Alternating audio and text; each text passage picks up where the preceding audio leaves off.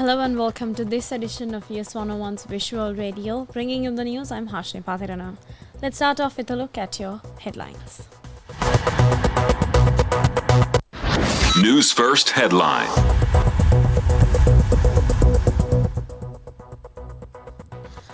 President meets the Bishop of Mannar. Two suspects with about 702 kilograms of smuggled tender leaves held in Puttalam. 23% reduction in crime reported after Operation Yuktiya, says IGP. In your international headlines, major summit set to back Ukraine's territorial integrity. And in your sports, India will face Australia, Afghanistan and likely Bangladesh in the Super 8 stage of the 2024 T20 World Cup.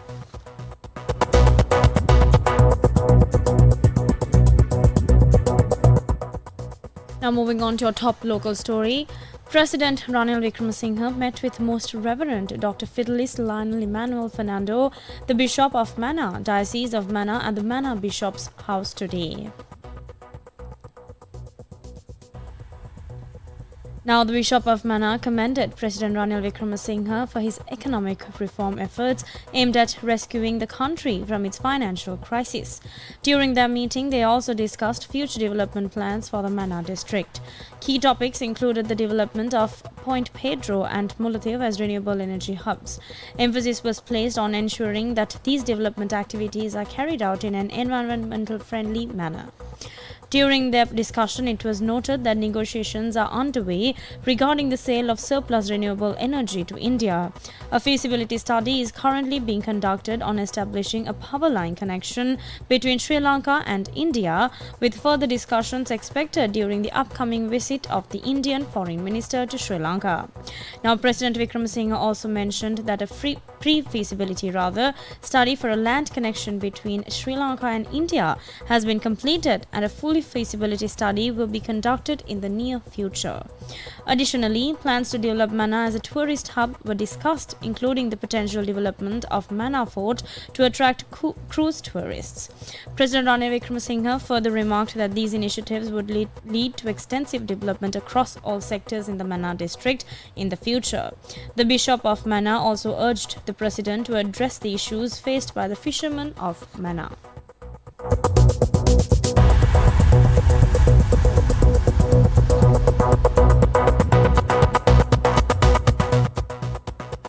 And on more local news, a search operation conducted by the Sri Lanka Navy in the Daluwa area of Puttalam on the 15th of June resulted in the apprehension of two suspects and the seizure of approximately 702 kilograms of tender leaves, suspected to have been smuggled into the country. Now, additionally, the Navy also confiscated a three-wheeler made ready to transfer the consignment. Now, the Sri Lanka Navy conducts regular search operations and patrols in the coastal areas of the island with a view to prevent the influx of a wide range of illegal items into the island. As part of these ongoing efforts, SLNS Thambapani, under the Northwestern Naval Command, conducted a search operation in the Daluwa area. During the operation, the Navy apprehended two suspects preparing to transport tender leaves hidden in nearby shrubs. The seized consignment weighed approximately 702 kilograms and was packed in 19 sacks. Additionally, the operation led to the confiscation of a three-wheeler used in the illegal activity. The suspects held in this operation were identified as residents of the Mannar and Madurankulia, aged 42 and 44. The suspects, along with the stocks of tender leaves and the three-wheeler, were handed over to the Excise Department of Puttalam for onward legal action.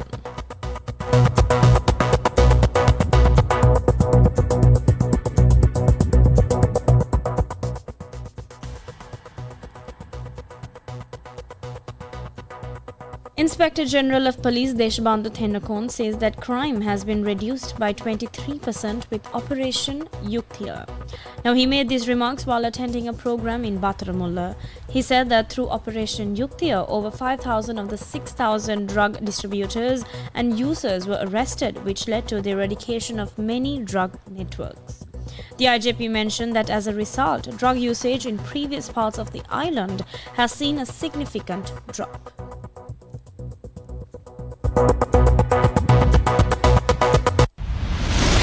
International news.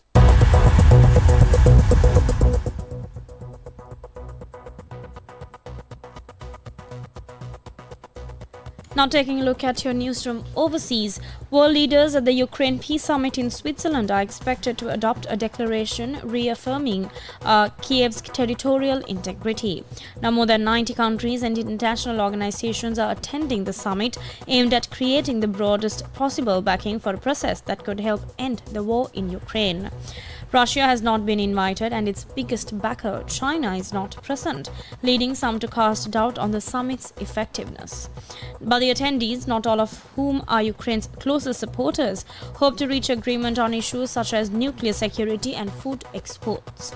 They include Saudi Arabia, whose foreign minister has warned that Ukraine will have to make difficult compromises, and Kenya, which spoke out against recent sanctions on Russia. Nonetheless, all the delegations are expected to endorse a final statement condemning Russia's invasion.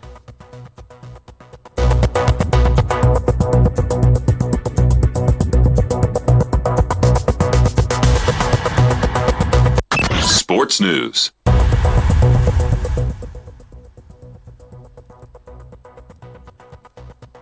And finally, moving on to the sports news, the Super 8 stage of the 2024 T20 World Cup is set to get underway from the 19th of June, and 7 of the 8 teams have already been confirmed.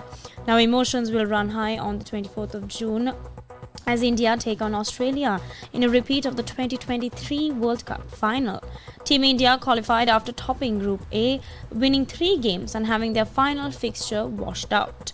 Bangladesh are likely to become the 8th team in the Super 8, with Netherlands standing an outside chance.